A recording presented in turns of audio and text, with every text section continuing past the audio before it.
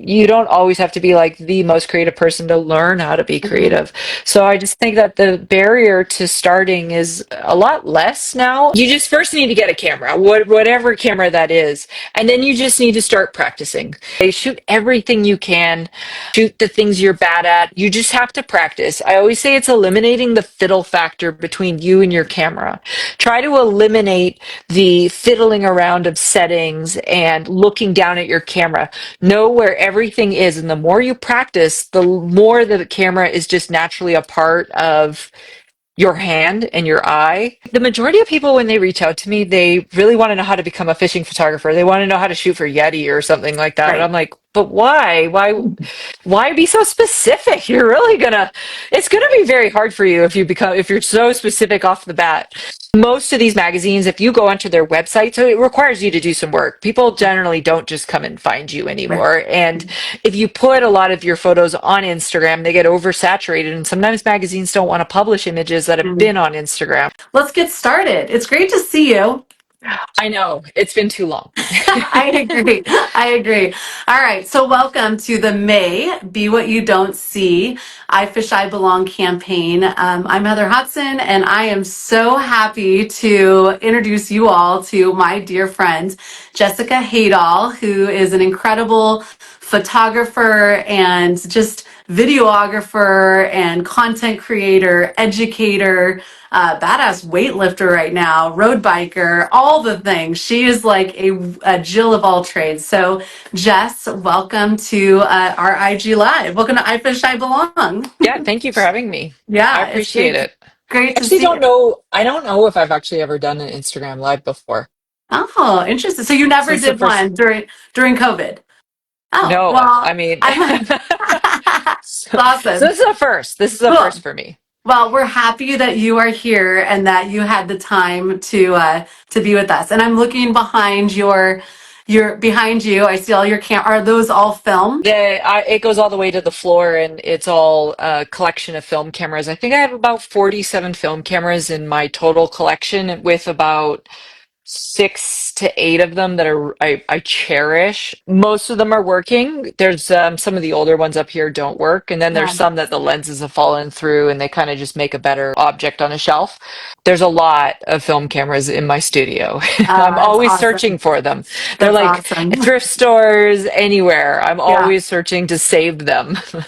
Well, and I know on your other side, because I've been into your office before your workshop, that those are like all the covers of your magazines, right? Any magazine that you've had a cover on is up there too. Yeah, and actually this one is obviously slipped in the frame, but yeah, I've actually kind of ran out of wall space, and I'm not really sure. The when it first started, it was like I was really excited as the wall started to fill up, and I'm very grateful for it. But the far section of the wall has gotten a little. There's not a lot of room. I don't know where to expand, so we're gonna have to figure it out here because I have a lot of windows as well. So You're gonna have to just start rotating. I mean, that's a good yeah. thing to have so many magazine cover shots that you're I'm running not, out of wall yeah, space. I'm just saying that's not a bad thing. I'm not complaining about it. Yeah, It's just really funny absolutely. because I just ordered another frame today for a cover that I got actually in the fall for Saltwater Sportsman, but it's a communication error. I couldn't get one from them because a lot of these magazines now have gone to email subscription Mhm. only. Right. You used to Mhm. be able to pick up the majority of these magazines at the airport when you went through the airport, but they're not really at a consumer level now, point of consumer or whatever they call that.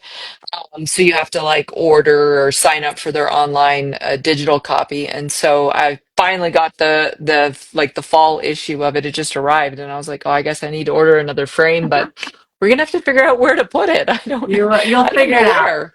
You'll figure it out. I'll So, figure it out. all right. So I mean, we're already getting into magazine shots, which that's going to be a question to ask, like, how do you get a magazine shot? But first and foremost, you want to just share a little bit about who you are, photography background, and then we'll dive into kind of the fishing aspect of the photography job. Yeah, absolutely. So I've been well, my name is Jessica Haydahl Richardson. I am a Canadian and a newly American here. Yes. I actually just got my US citizenship as well, so now I'm a dual and I live in Montana. I've been photographing since I was a teenager. Before high school actually is when I first picked up my mom's Minolta. This is my mom's 19, I think it was like 75 Minolta, and I started shooting with this probably when I was about 14 or 13 years old. I've been doing that ever since. I went to school for photography. I also, which we'll touch on later, and I also went to university for women's ice hockey actually for four Ooh. years, Division One, NCAA Division One, out of Wayne State, and I just realized I was obsessed with photography at any moment outside of sports that I had a camera in my hand. So I'm now a commercial photographer. I've been shooting for close to about 20 years professionally. And I shoot specifically in the sports fishing industry right now, but I've been many different types of photographers throughout my career. Okay, so when you first started, did you ever do any weddings? That's always a question. Yeah. Absolutely. Yeah. I mean, Yeah. I did almost 10 years of weddings. And actually, at some point, I just find that if you want to be a professional photographer, you got to be open to being Mm. many different types of photographers. And you have to be open to shooting a lot of different things, even the things you don't like to do. They generally will be the things that pay money. Throughout my career, I've been many different types of photographers, and it's led me to be I think, a better, well-rounded photographer. I actually have a wedding I'm shooting this summer for a friend. So every few years I get asked to do one again. And I actually liked shooting weddings. I didn't ever find them stressful. The thing that I didn't enjoy was how stressful everybody else seemed to always be. Totally. you know? Totally. And there was like, and then you got like their Uncle Bob who wants to stand next to you and take his own photos and talk to you about his camera as well. It was a very good moneymaker. And at some point, eventually, I think I will probably pick up more of them. I'm not going to be jumping around on boats all the time forever. And my work takes me away from home a lot. And so eventually that part of it gets a little tiring at some time. So one day I'll probably migrate a little bit back into the wedding world and get creative again and all that cool stuff. So. I love it. So how did you go from, just doing some photography to how did you get in the fishing world? Like what brought you into the fishing aspect and really the fishing industry? Just to preface, my father was a tugboat captain for 47 years. I grew up in Vancouver, Canada, on the ocean, running boats, worked at various marinas, gas docks, drove like an eco boat, which was like a tour. We would do whale watching and seals and sea lions and eagles and so I have my captain's license. And so I grew up on the ocean and I grew up on boats since I was really little and touring into the San Juans and everything. When I was out of photography school, I did a 2-year professional photo imaging diploma program at Langara College in Vancouver. Part of the program is you have to do a internship with a couple different photographers, and it's up to you. You can do it in any kind of space you want, and you basically are like cold calling the photographer and saying, "Hey, I got to do this for school. Will you take me?" I knew that the Vancouver Canucks photographer would take a student here and there. Back in the early 2000s, I applied for a internship with the Vancouver Canucks. I have a hockey background. I played college hockey. I really thought sports and editorial, newspaper shooting, journalism, I thought that's kind of where I was headed. Mhm. I'm not realizing that that part of the industry was kind of like going that way, going away. But I got an internship with the Vancouver Canucks. And the interesting thing is, I ended up doing that from internship to a secondary shooter and an editor for him for 2 or 3 years after. I can't remember if it was 3 years, 2, 3 years after. The thing is, in Vancouver, a lot of these NHL guys really like to fish and salmon fish. And so Mhm. there was a fishing derby that was happening, a catch and release fishing derby up in Haida at a remote lodge up in northern British Columbia. And I got a call from the head photographer, and it was one of those, well, you're not going to get paid, but would you like to go to Haida Gwaii? So, for those who don't know, it's maybe one of the most magical places in Canada you could visit. I mean, there's a lot of beautiful places in Canada, but it looks directly across at Alaska. It's absolutely stunning. It's that far north up there, and it's surrounded by humpback whales and killer whales, and amazing salmon fishing and halibut fishing. And you fly into the lodge in a helicopter, and you so.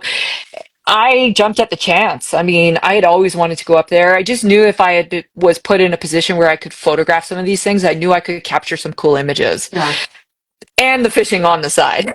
Hmm. And so the deal was I just ran my own boat. He's like, "Well, you have your license. Like, I don't have time to do this." So I got sent up north, and I ended up shooting this fish catch and release fishing derby. Originally, it was for Children's Hospital, and I don't know if they still do it, but they then later switched to the Canuck Autism Network, which was raising money for autism.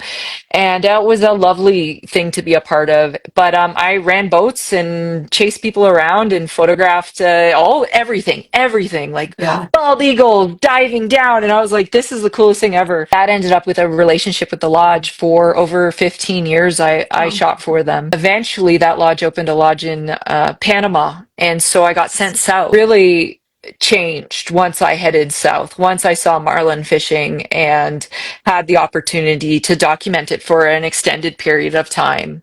Mhm. And then eventually, when I met my husband and relocated to the United States, that's when I could start getting into editorial brand work, commercial work, and everything like that. So it's been a journey. It's been a journey. And then you pepper it in between with everything else that you photograph. Yeah. And it could be real estate, hardwood floor companies. I mean, I photographed everything, food, headshots, all sorts of stuff. So that's kind of how I migrated into fishing. I grew up fishing. Well, I just never yeah. thought I would spend this much of my life watching people fish all the time. Right. So, okay, you have Jessica Haydahl Photography. So that is your business that I know you've ran for over 20 years now. So tell us a little bit about your business. Yeah, so right now I basically am a commercial photographer. So I shoot commercial product in use in the industry, specifically fishing product.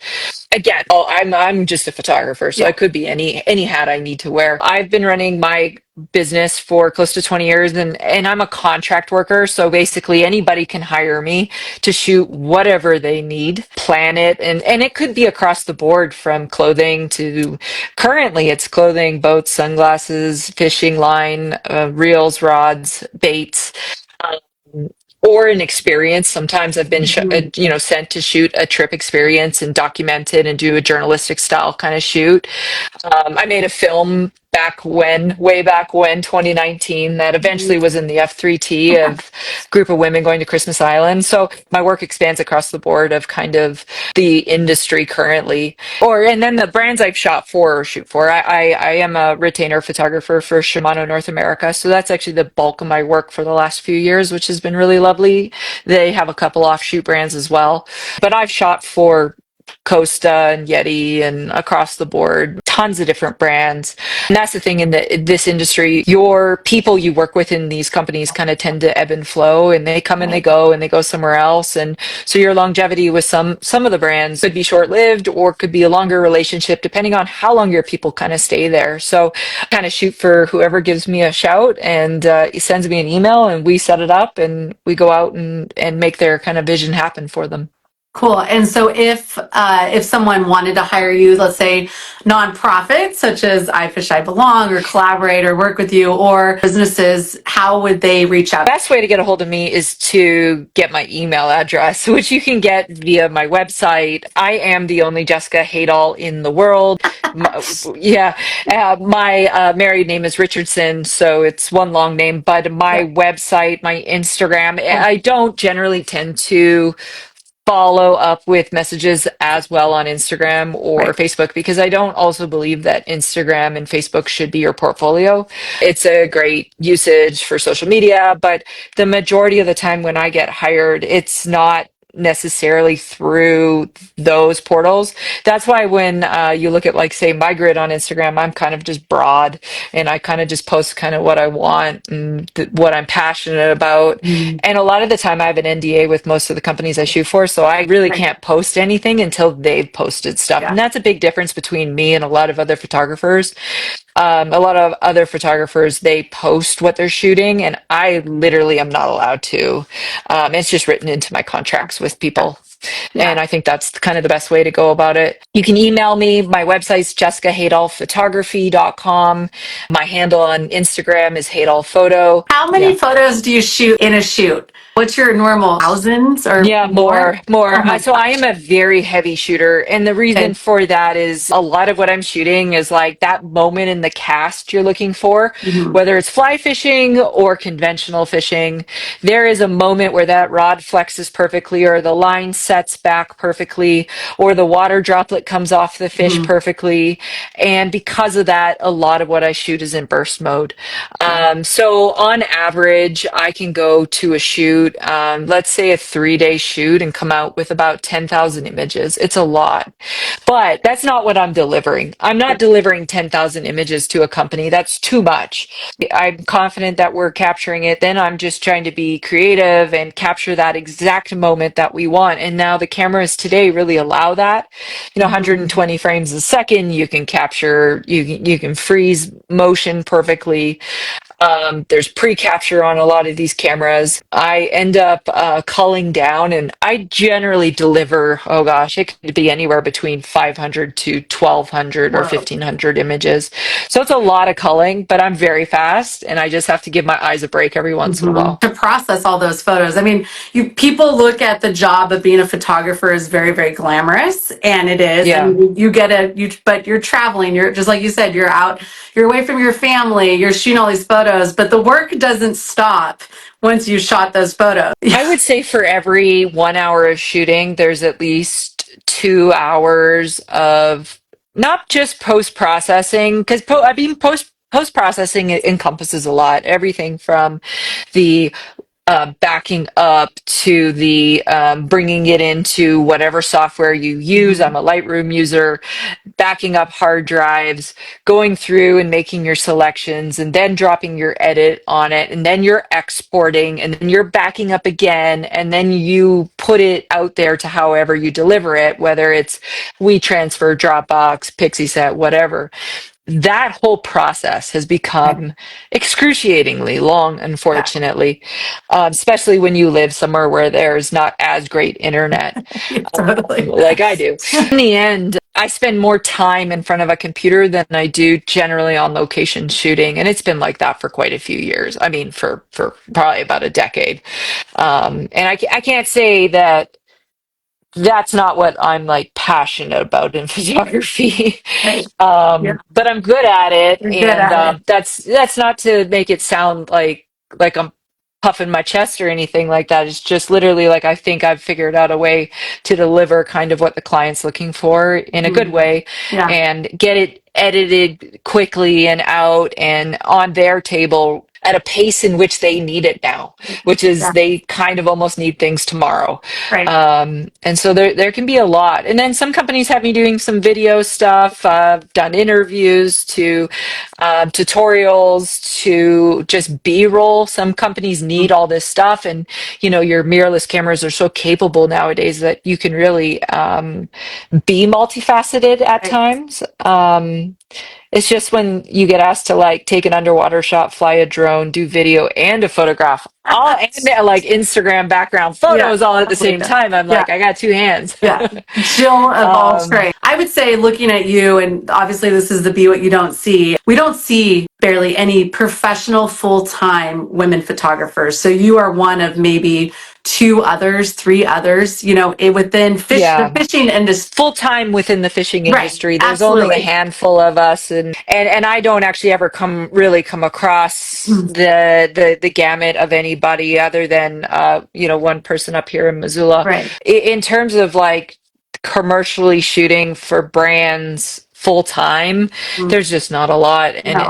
I don't see it. I've never Yeah. seen it. I didn't see it before when I started. It was just somewhere I fell into, and so yeah, just making it happen.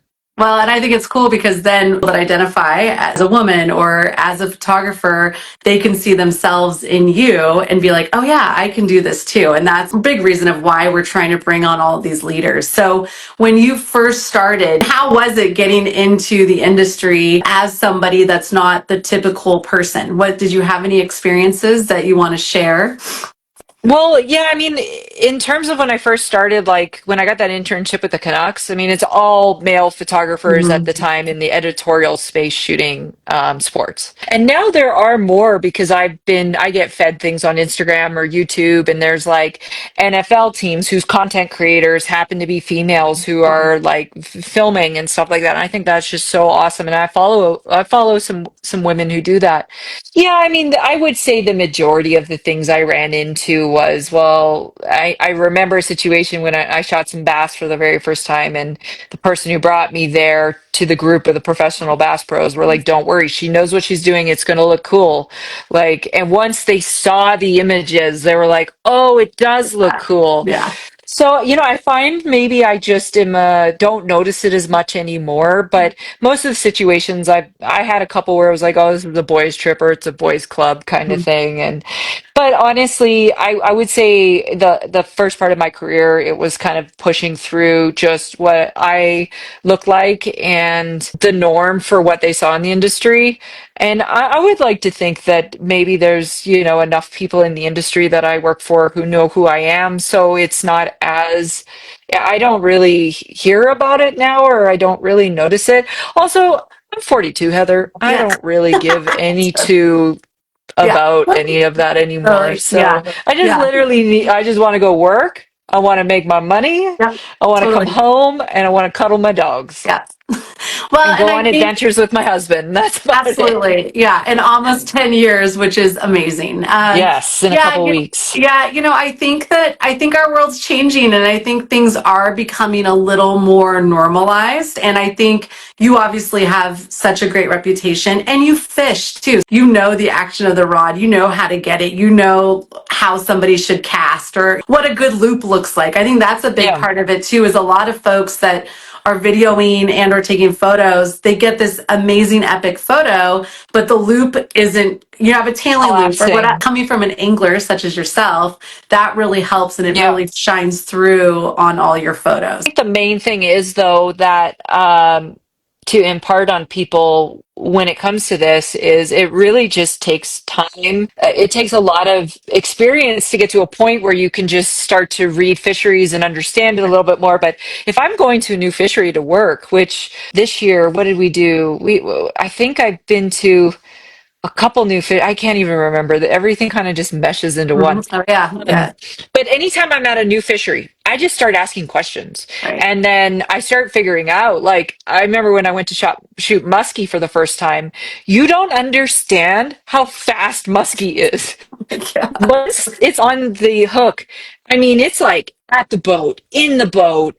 I mean, it's thrashing, and it's like the whole experience can happen, and you've missed it all because you're just Mhm. like, what? Right, So it just takes a lot of experience and time to do this, and then you can start to get good. I didn't get good at this overnight, is what I'm right. trying to say. Yeah, It's just taken a yeah. long time. How can folks like others that aren't photographers, but they want to support you, they want to support your business, they want to support women photographers, or non-traditional people, how can we support you? What's the best ways that we can do that? Well, I mean, I can always be hired for things. I'm at a point in my career too where I know there was times in my career where I would just be like, I just shoot this, I just shoot that. But it's all come full circle, and I'm at a point where I'm open to shooting all sorts of things again because I enjoy it. Where it's weddings or engagement photos or all that kind of stuff. I like to go shoot all that stuff. It's just for a long period of time I was so focused on going down this path. But what you don't realize is that the industries that you're in, if you focus too hard down them, they change. Right. And they Totally. could change to a point where financially it could not be as viable. Or I'm not saying that necessarily about fishing specifically. I'm just saying in general, if you pigeonhole yourself too much, you can end up with nothing to shoot. Yeah. So yeah, if anybody needs anything photographed or headshots or portraits or whatever, I used to do all sorts of things. Maybe not cabinets and wood floors again.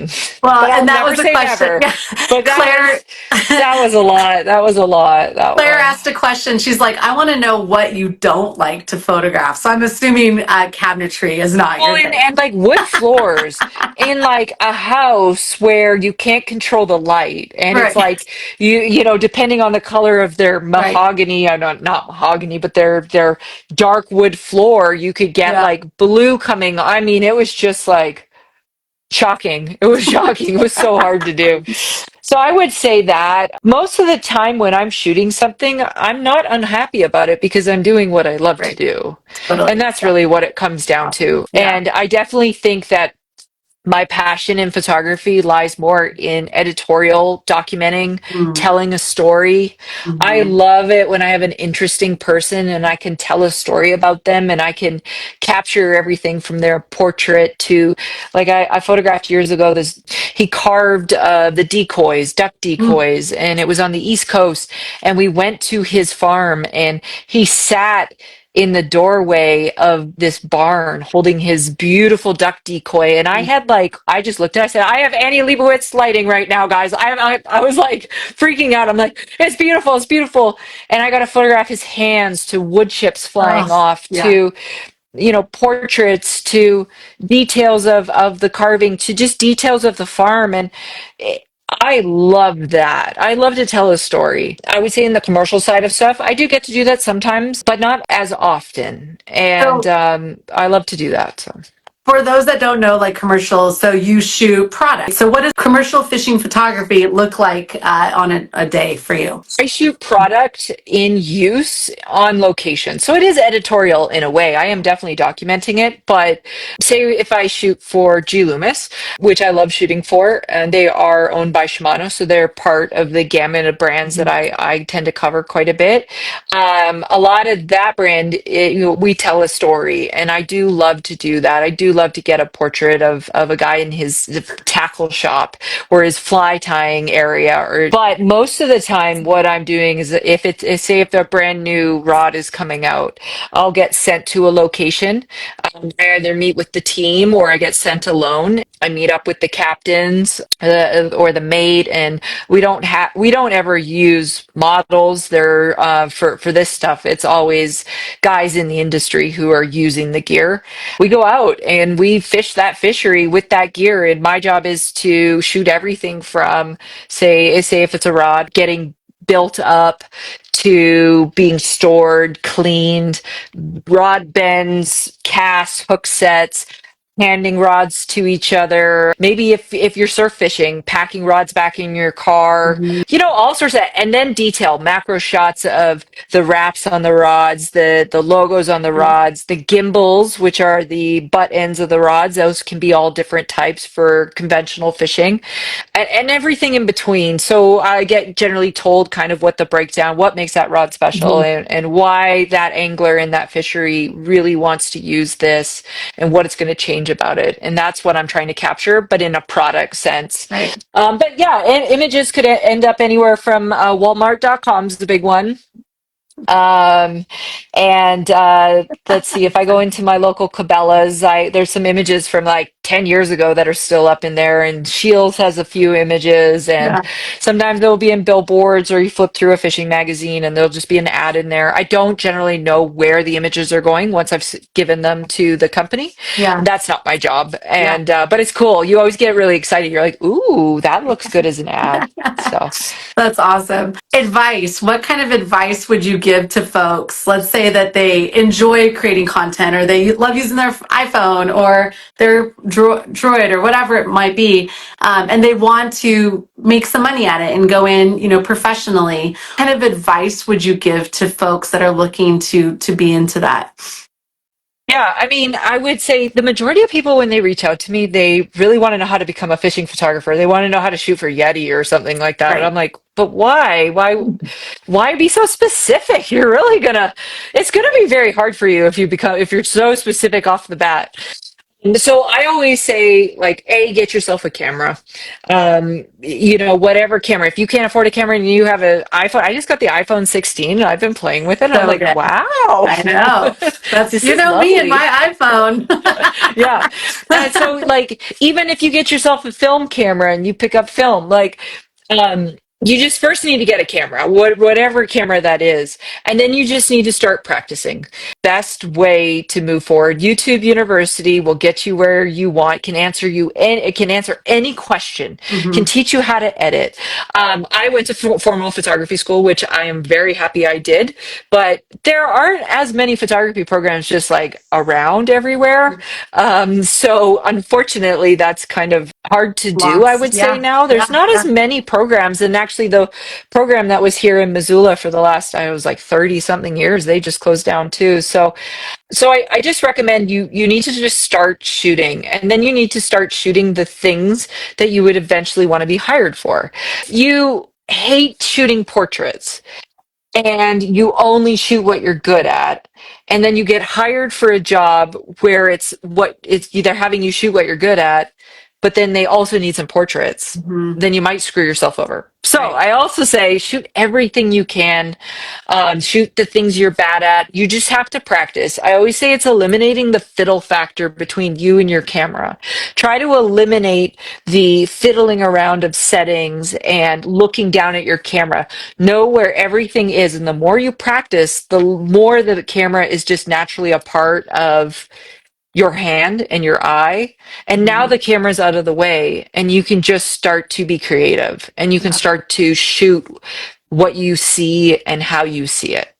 And that's the thing is, I know we're kind of in a world of more instant gratification than we have ever been, and everything generally happens tomorrow. And people don't understand that when you do put in years and years and years, your camera isn't taking good pictures anymore. It's Right. the person, Yeah.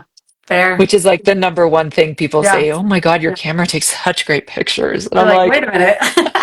like, I think it's me, but it's okay. Yeah, the camera too. Like, it's just practice, and it's Oh. taking the time to practice. And then if you want to start, you need to start doing projects for friends or family, and then eventually start charging for your services. But I would never ever recommend to someone to take on a paid job or anything unless you have practiced, unless you get to a point where you um, feel confident that the product you're giving them is going to be worth the money they're going to give you. Because if Hmm. you give them a bad product and they pay you, nobody might, like, you might never get hired again. Absolutely. So, Yeah. And do you recommend, there was a couple questions about a lens, like what is the best starter focal lens length? If somebody could only afford one lens, what would you recommend? Ooh, I I know, mean, I know. the world of lenses is like, God, you could go cheap, you could go Great. expensive.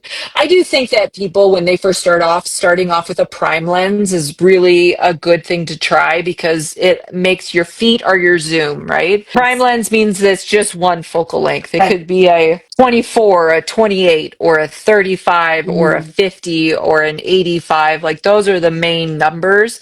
I would say that majority of like the film cameras come with a 50 prime lens. Mm. For me to get a zoom on this, I need to move my body closer Okay. or Okay. further away. Yeah. If you are looking for like sports work or looking to do, let's say, mid-range shooting in the outdoor industry, then that's where I would recommend a 24 to 70 f2.8, or what I shoot with now is a 24 to 120 f4. It's just a really great tack product lens. It's just a little bit more push in, a little more zoom than the 24 to 70. And now look, if you're looking at sports stuff and you're looking at birds and birding, then you need to get yourself a big old long lens. And Yeah. you could go anywhere from the compact, cheaper ones from Mhm. 100 to 400, or you could go for a prime 600 and you can spend Yeah. $14,000 on these darn So, things. so much, But so I much. think if you keep it simple when you start, then and you master it, you can Mhm. make beautiful stuff on just a prime lens. And actually, when I shoot work for myself and the stuff I'm passionate about, I'm usually just shooting with a prime lens. Okay, So cool. I love yeah, that. probably about a 28 and a 35. Another piece of advice and suggestion. So if somebody wants to start shooting or they want to submit their photos for magazines or they Yeah, want to get a cover shot, right? That's the dream for many, amateur and professional photographers. Are absolutely. there certain things to think about when you are shooting editorial and for printed magazines or something? What are your suggestions for that? The suggestions for even doing that, if you go to any publication where I mean, first you need to find a publication that you think your work kind of fits. And whether it's a fly magazine or, we have everything from Fly Fusion to the fly fishing magazine, anything like that. I'm trying to see Tail magazine. Most of these magazines, if you go onto their website, so it requires you to do some work. People generally don't just come and find you Right. anymore. And if you put a lot of your photos on Instagram, they get oversaturated. And sometimes magazines don't want to publish images that have been on Instagram, which is a little ridiculous at this point, to be honest. First, you go to their websites, go into all the way down to the bottom where it says contact and look for editorial submissions. And usually there's an email address. You can ask to be on a call out for some of these magazines where they'll every month I have 3 or 4 magazines that I get an email from, and it will say, this is what we're looking for. And I either respond back with if I have something, or I just ignore it if I don't have anything. That's like how you first initially get into that realm. And there's pools of photographers. I mean, I call it mailbox money, because you just never know if you're going to get selected for anything. But when it comes to, over the years, I've developed some relationships with editors where if they're really needing something, generally I'll get a message saying, hey, we don't have a cover. This is what we're looking for. And I'm either could be heading to a shoot, or there's been situations where I'm on a shoot and I've gotten that email and I'm like, let's get a cover. Let's do it Cool. right now. Shoot vertically for covers. Unless you want to crop. Editorial work is very important, that you're not editing out key components of an image or clone stamping things other than maybe your dust spots. That's very no in the editorial world. You have to be as true to the real life events as possible. When you shoot a cover, you want to make sure there's enough room on the top and the bottom where they'll be putting their wording. This is not the best example because they frame it. This one here, like Angler's Journal Mag. Ooh, there's a cobweb on here. Jeez. So they go right over top. They go right over top of the image and they place their type over top. And if you don't have enough headspace and you don't have enough bottom space or side breathing room, they won't use it. And most of the time, they're not going to take that build tool in Photoshop and build Right. out more borders. They don't do that. They shouldn't be doing that. When you shoot a 2-page spread, always keep in mind that if you think you have a cool image that could look great on some of those magazines, the first 3-4 pages are just like inspirational images. Yeah. If your subject is directly on the line of the binding of the magazine, most of the time they won't use it. But if your subject's off to the side and the binding just happens to fall in the middle of the photo, but there's nothing that the focal point isn't there, you're likely to have something selected. Yeah, it's you just have to keep all that in mind for advertising. Yeah. Give it a lot of room when you're shooting for companies that use these images and they drop text on it. You have to be very cognizant of how you're shooting it. And so what I like to do is I like to take like one shot, shoot it the way I'd shoot it. And this is for something that isn't like a spur of the moment. Shoot it maybe dead center, shoot it just off to the side, and then shoot it like vertically. Right. And give yourself like a couple options, because I've been on a shoot where I've shot something and I'm like, hold on, I want to shoot a release of this redfish underwater vertically as well, because that could be a cool cover. We've got great water clarity today. It doesn't happen as often. The fish is cooperating underwater. I lean over the side of the boat and shoot a horizontal, which is great for the ads and website banners and all the stuff I need to deliver to my clients. But then I could quickly shoot a vertical, and maybe that might make a good magazine submission at some point. Love it. So you're doing hopefully the work. that helps. Yeah, no, that's so You have helpful. to put in the work. Yeah. Yeah, you have to, just like it's not instant gratification. And I like that really researching and looking at it and looking at websites and seeing, well, what are the photos that they do choose, and then kind of looking at that, Yeah. looking at And some traffic. magazines are Yeah. like coffee Mhm. table type of magazines, Yeah. like the quarterly magazines where they have Hmm. less ads. They generally pay the least, unfortunately, just due to the fact that they only come out quarterly and that they don't have advertising to kind of like push their magazine. It's more subscription based.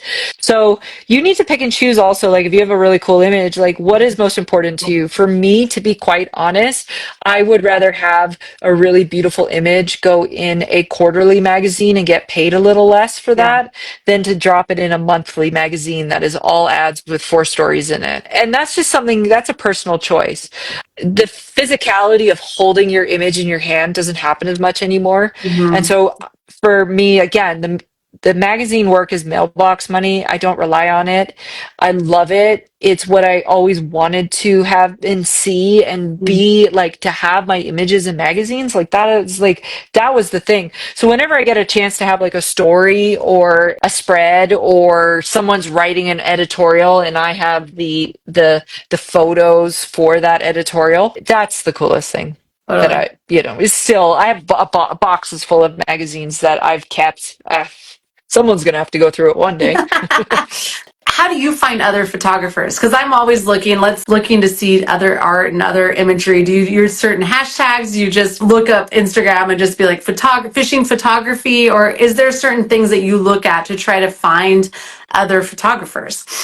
Well, I mean, Instagram is, I think the easiest way. So it depends on like kind of what you like to see. So on Instagram, I have a lot of film photographers I follow. I Cool. really love following like the analog community. Right. And that's literally because I've clicked on that picture of a camera that I start getting fed Yeah. a lot of that. Hmm. In Instagram, I've actually gone into the hashtags and you can actually put keywords in of things you don't want to see. And so I've actually Oh, gone in and pre-keyworded stuff. So I'm kind of being fed a lot of like creative art stuff. I did that a while back just because then I'm not being bombarded with stuff from all over. right. I just randomly, organically will find photographers that way. I just randomly, a cool shot comes on. I like to click on it. I like to click on the photographer. Maybe I click on their That makes website sense. and I take it a little further. Or maybe I've purchased, there's photographers on Instagram that I've then purchased their zine or whatever Yeah. you call it, or their book or something, because Cool. I think that's really cool to they're promoting something that they put a lot of work into, and maybe I want to purchase their little coffee table book or something. And then YouTube, I do spend a lot of time watching, and I really like YouTube for the purposes of how I use it, which is Hmm. learning Hmm. um, and getting creative, watching people travel and do creative stuff with cameras and film and processing and all sorts of stuff. And on YouTube, there are some photographers that I've over time been fed and just start watching their videos. And so that's the best way. You just got to figure out what you like to Yeah. look at, I Yeah. guess, and then the algorithm will take Oh care of the gosh, rest. dives you And then deep. next thing you know, Yeah. I've bought too many things. Well, I remember when I talked to you last night on the phone, you're like, I'm pretty sure I'm going to find the end of YouTube. Yeah, I'm Like gonna you find the watch, end of you're going YouTube. to find the end of it. I love that. I'm working on it. Now I'm not spending like all my time. Literally, like Uh, on the treadmill at the gym when I'm yeah, warming up for 15 minutes before I start my lift. I usually have YouTube on and I just have my earphones in and I'm just you're walking, just watching a learning. video in the morning That's of photographer loading some film and right.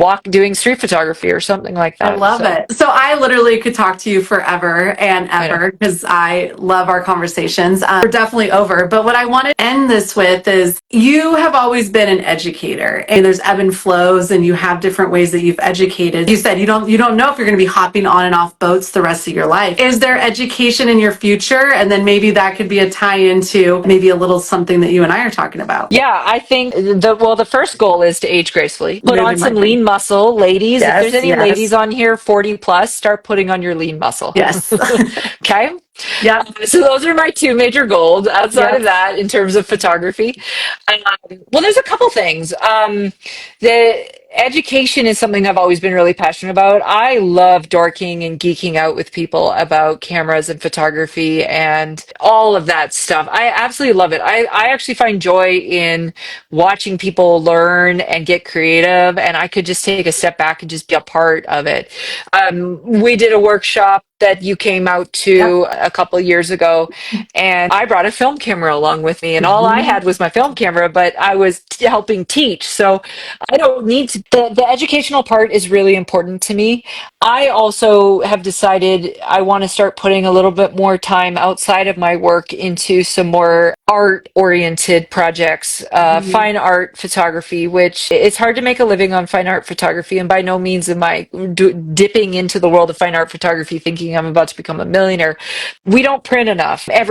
Nobody prints enough. And find that I go on some of these really cool trips, or I've gone to a really cool place and I've captured it in a way that I think is different. I'm very proud of that.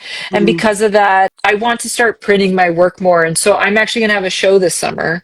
If Awesome. you find yourself, I haven't started posting about it yet because we're still a few months out, but it's a show I shot all on film in Paris and parts of France. And a lot of the images people have seen on my Instagram, but I'm printing it. And I printed a Oh, 4 by 6 foot print of the Eiffel Tower, and it looks like so cool. It's going to be a photo booth, awesome. and it's going to be kind of an interactive show. It's in Stevensville, Montana. It's going to be Sunday, July 27th. More information will be coming out on my social media about it. To do that more too, and the cool thing is, back to the education part, is at that show, I'm going to have my film cameras there on display with information about those cameras and the history Wow. behind those cameras. Cool. And they'll have negatives there and a loop and a light table, and you can look at the negatives that were shot and the prints that are up. And so I'm trying to make it educational because for me, like getting people involved and getting them more, knowing that a photo on the wall is not just a snapshot, that Right. there's emotion, feelings, and a lot of work behind some of these images. And if I don't tell people it, they won't know. Hmm. So that's a big part of it, is kind of educating people on that and telling them how I shot it and showing them how I shot it. And so I'm starting with that this summer. Cool. So I that's love been it. a big goal. It's been a big undertaking so Yeah. far. I know that you had started, or you have, Outdoor Creative Collective. It seems like every time it's fly fishing film season, oh, Jessica gets the call Yeah, from I know. Heather Hodson, how pissed I am because women aren't represented, and how I'm looking forward to kind of seeing what happens with that as far as potentially highlighting films that are produced by the non-traditional filmmakers. Who knows, maybe hiring. It'd be awesome to have a platform of how we could hire non-traditional photographers or videographers or content creators. And maybe Jessica, I'm putting this out in the universe. Maybe that is something that you could do. We've always talked about it. Yeah. Yeah, Well, but I got a website half built I know you and do. I know got you the do. Yeah, concept out there. We met with a couple people. yeah, It's we just did. the two, like, you're one of the busiest people I know. And I generally tend to be busy. And then when I'm not busy, I don't necessarily always want to work on Yeah, photography. totally. I want to just live life. And Yeah, so it's there. It will come to fruition at some it point. will. And Yeah, it's if anybody interested in wanting to work for free on a website, let me know. well, and I think, and kind of in closing, is looking at 2026. I had taken a workshop with Jessica and Nick Price over in Idaho, and it was a photography workshop. It was incredible, and it was focused primarily on fishing, but then the learning, like just learning equipment, learning how to take photos, and we took photos at different lightings. We took photos of portraits of cowboys, which was incredible, with Yeah. different black and white, of We got bugs. in the Of, water. We we did got in the stood water in and the did water. Yep. the Fly fishing. spray of the reels, and Yeah. the, how to get the starburst and all the things, and some editing. One of the things, Jess, you want to kind of talk about potentially what the future might hold for 2026 with you and I as far as photography slash social media. What do you think? Absolutely. I think that it's time that you and I host a couple workshops I together that are agree. photography based. I think they're going to have a fishing component to Mhm. it. But I also think, like I had said earlier, to be a really good photographer, you need to be well rounded. So why not do some portrait work? Why not do some Right. macro work? Why not do Absolutely. some action work of the fishing? And what else, a landscape or anything like that? And we can make it into a couple day workshop. So we're workshopping that workshop idea. Mhm. And I Totally. think putting two down on the book, maybe one Yeah. in our part of Yep.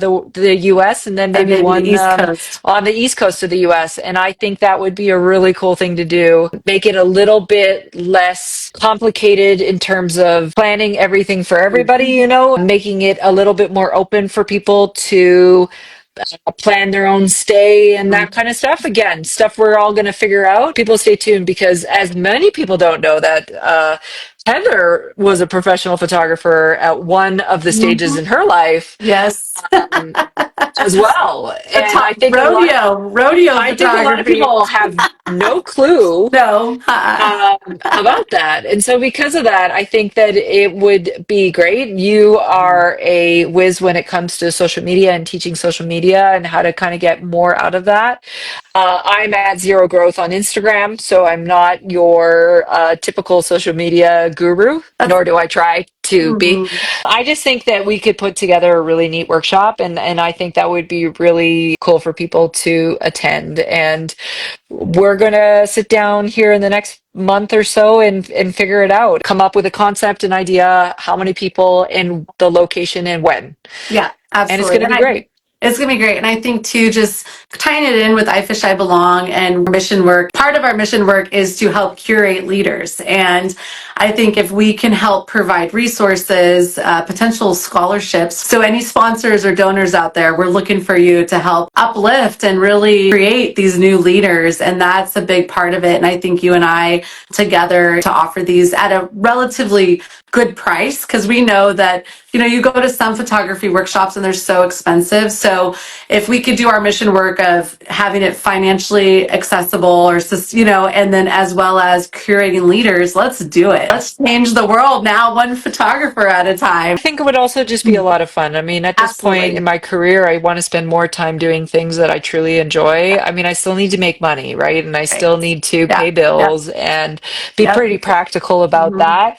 But also, life's a little too short not to do things that you're passionate No. about. So when you can figure out when you have the time for those passion Yeah. projects, you need to do it because nobody's going to Yeah. do it for you. I agree. So I agree. So yeah, there's no time like the present. And I always say the best camera is the one that's in your hand.